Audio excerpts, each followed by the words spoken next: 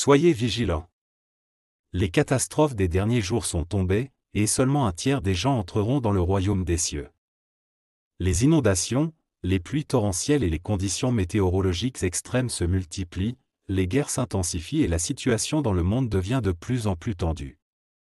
De nombreuses personnes, y compris de nombreux chrétiens, ont perdu la vie dans la tribulation.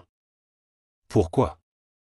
La Bible a dit, dans tout le pays, dit l'Éternel, les 2 tiers seront exterminés, périront, et l'autre tiers restera, Zacharie 13h8.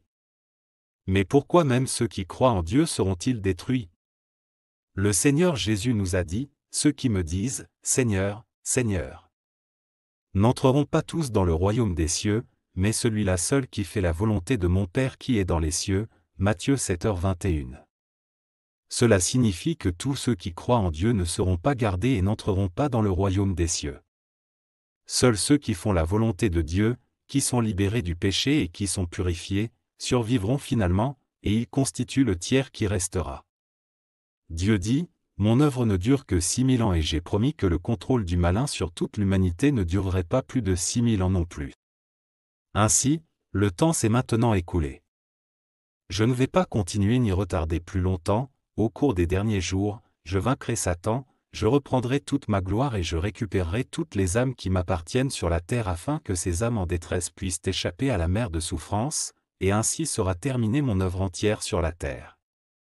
À partir de ce jour, jamais plus je ne deviendrai chair sur la terre et jamais plus mon esprit qui contrôle tout n'œuvrera sur la terre.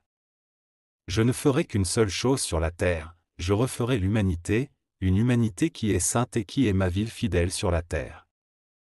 Mais sachez que je n'anéantirai pas le monde entier et que je n'anéantirai pas toute l'humanité. Je garderai ce tiers restant, le tiers qui m'aime et que j'ai complètement conquis, et je ferai en sorte que ce tiers soit fécond et se multiplie sur la terre comme les Israélites l'ont fait sous la loi, les comblant d'une abondance de brebis, de bétail et de toutes les richesses de la terre. Cette humanité restera avec moi à jamais, elle ne sera pas l'humanité déplorablement souillée d'aujourd'hui, mais une assemblée de tous ceux que j'ai gagnés.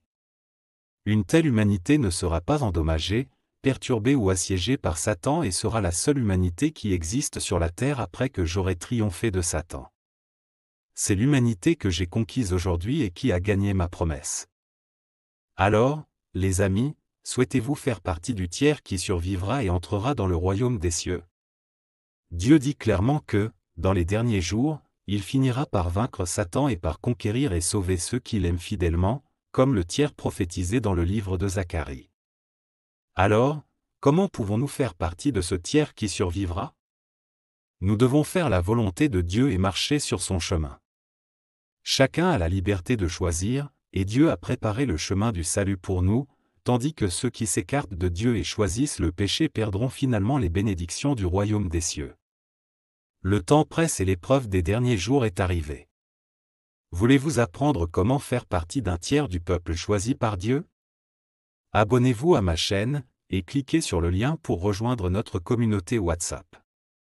Discutons ensemble de la façon de faire la volonté de Dieu, d'être libéré du péché et de devenir le peuple sauvé de Dieu. N'attendez pas qu'il soit trop tard, agissez maintenant.